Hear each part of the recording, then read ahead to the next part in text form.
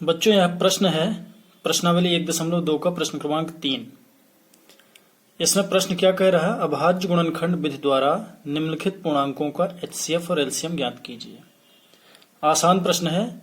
इसमें 3 सब क्वेश्चन दिए हुए हैं, जिसमें पहला है 12, 15 और 21 का हमें एचसीएफ और एलसीएम ज्ञात करना है।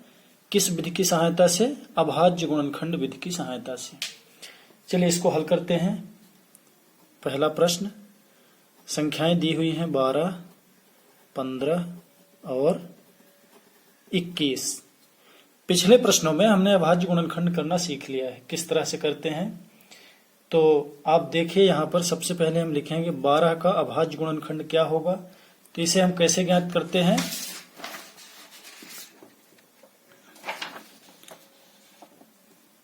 मान लीजिए जैसे 12 दिया हुआ है, तो इसे हम सबसे पहले छोटी संख्या से डिवाइड करते हैं। 2 छक्के 12, 2 तिहाई 6। तो 12 का अभाज्य गुणनखंड हो गया 2 गुणे 2 गुणे 3। इसी तरह से हम 15 का अभाज्य गुणनखंड करेंगे। तो आप करके देखिए। 15 को सबसे पहले 2 से कटेगा नहीं, 3 से कटेगा। 3 पचे 15 और 5 एकम 5, अर्थात 3 गुणा 5।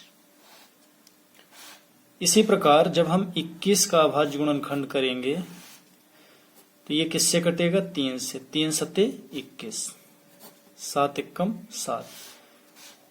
तो 21 का अभाज्य गुणनखंड होगा 3 गुणे 7। इस तरह हमें इन दी हुई संख्याओं का अभाज्य गुणनखंड मिल गया। अब हमें एचसीएफ ज्ञात करना है। तो एचसीएफ इक्वल टू, आप पहले ही पढ़ चुके हैं कि एचसीएफ वह संख्या होती है जिसके द्वारा दी हुई सभी संख्याएं पूर्णतया विभाजित हो जाएं। अर्थात इनमें कॉमन ऐसा कोई गुणांक है जिसे हम देख लेंगे क्या है। इसमें 2 है, यहाँ 2 और 2 नहीं है यहाँ पर। इसमें 7 है लेकिन यहाँ नहीं है। 5 है, इन दोनों में नहीं है। ऐसी कौन सी संख्या है जो तीनों में शामिल है? तो आप देख रहे होंगे कि 3 यहाँ भी है, यहाँ भी है और यहाँ भी है। अर्थात इसका जो एचसीएफ होगा वह सार्वगुणनखंड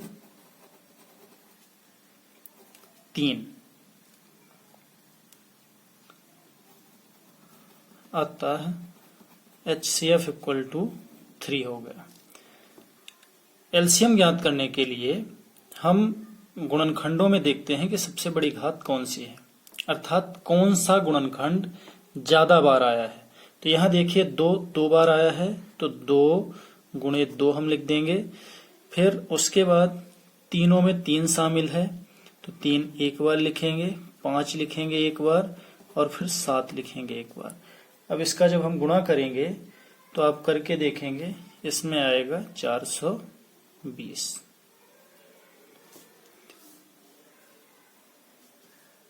ये होगा आपका आंसर। चलिए दूसरे प्रश्न को हल करते हैं। संख्याएं दी हुई हैं 17, 23 और 29।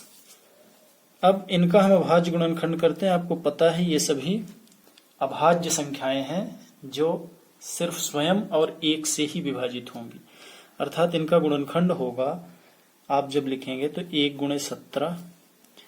23 का गुणनखंड होगा 1 गुणे 23 और 29 का गुणनखंड होगा 1 गुणे 29। एचसीएफ ज्ञात करने के लिए आप इसमें देखेंगे तीनों में क्या कॉमन है, अर्थात सार्व गुणनखंड क्या है जो सभी में शामिल हो। तब आप पाएंगे कि 1 के अलावा कुछ नहीं है, अतः एचसीएफ हो जाएगा 1। और जब हम एलसीएम ज्ञात करेंगे तो एलसीएम के लिए 1 तीनों में शामिल है, तो आप 1 लिखें ना लिखें, गुणनखंड में 1 की वैल्यू उसी संख्या के बराबर होगी। अर्थात 17 गुणे 23 गुणे 29 बराबर, इसके जब आप गुणा करके देखेंगे तो आप पाएंगे 11,339। ये हो जाएगा एलसीएम। इसी का जो प्रश्न क्रमांक 3 दिया हुआ है, संख्याएं हैं 8, 9 और 25। इसे जब हम हल करेंगे, सबसे पहले 8 को अभाज्य गुणनखंड में व्यक्त करेंगे तो 2 दूनी 4 दूनी 8, आसान है। 9 को जब व्यक्त करेंगे 3 त्रिकाई 9, 25 को जब व्यक्त करेंगे तो 5 25। अब देखिए कितना आसान हो गया है। सार्व गुणनखंड क्या है इनमें?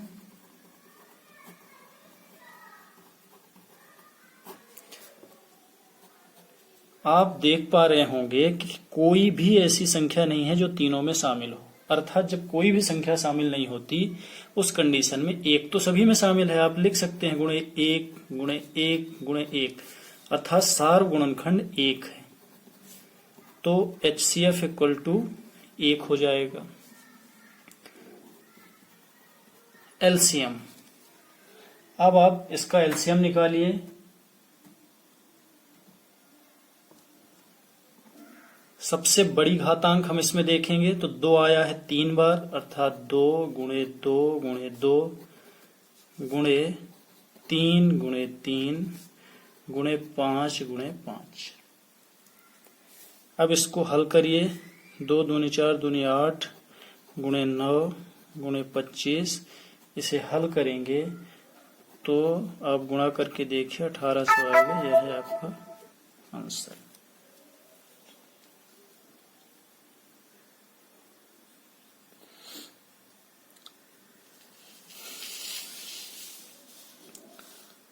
काफी आसान प्रश्न है यह आपके इस प्रश्नावली 1.2 में, फिर भी मैंने इसे करवा दिया है, आप देख लें।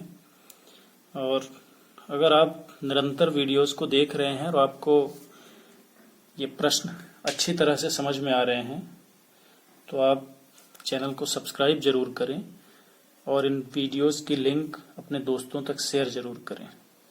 धन्यवाद।